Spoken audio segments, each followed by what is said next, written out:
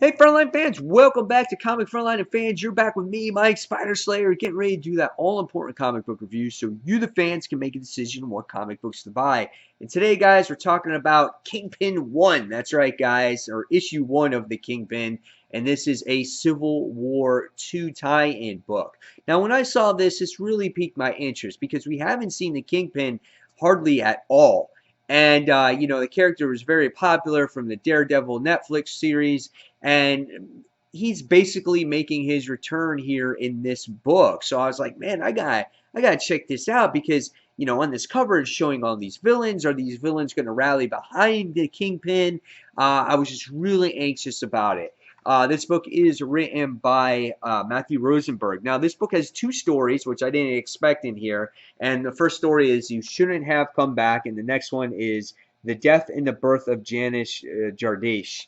And when you look at the artwork in this book, it's something that I didn't expect. I was a little bit weary at first when I picked this up. I'm like, oh, I don't know if the artwork's going to fit my taste. And unfortunately, it really didn't meet my expectations here. Everything had lots of lines as I read through it. It just didn't fit my taste. Here we just get to see like the weird facial expressions by Kingpin here. He doesn't show like his gargantuan size that you would want to see him in a comic book. I just didn't enjoy the artwork. There's those lines I was talking about. So just an excess of lines. Body proportions were just very weird here. You get to see that in Sam Wilson and whatnot. You get to see Night Thrasher in here, which you haven't seen too much of him over the years. And just the eyes are just weird, and just you see him in a tracksuit, and it just didn't look right. There was Madame Mask, and here you would think, oh, what's Wolverine doing in there? But it's the owl, and so things just did not look right for me. So overall, I dislike the artwork in this book, and unfortunately for me, same with the story. The story just was very dull and very boring.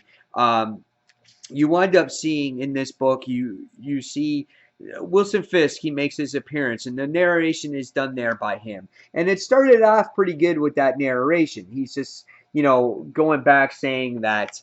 I have been gone, and it's time for there's an opportunity for the villains to fill that void because the heroes are at a civil war, because there's this one person that is predicting the future and causing us to commit crimes that we haven't commit yet. So the beginning of it was very interesting, but from that point on, it was just a pretty much bore fest for me. I didn't like it. I didn't like the villains that were in it. I thought we would have a much more higher class of villains as Fisk would rally troops around him and try to take over the city or whatnot. Instead, he's got these B-rated villains. The closest villain in here that was to my liking was Madame Mask, and she kind of dipped out on him with the owl.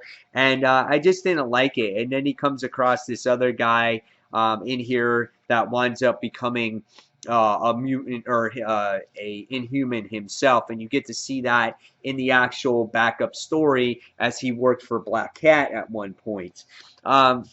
It was just an uneventful thing. You get to see, I guess, how it really ties in is he came face to face with that Celestial that actually did battle in the Civil War issue, and you get to see him experience all those things that he went through. But nevertheless, this was just absolute. Oh my God, this is how tie-ins just don't work when it comes to the main series. I really didn't feel this tied in at all. Besides the real Celestial there, and I would have loved to see more Kingpin. Maybe drawn a little bit differently and just gather some more heroes, really going out and recruiting people. And it didn't like it. It just, a lot of things just seemed forced. And it was just like, oh, let's see how we can make this tie into, don't even call it a Civil War tie-in just because there's a few heroes or some random guy has a inhuman power. Just call it Kingpin and make his return, during an opportunistic time for him to take over the city once again.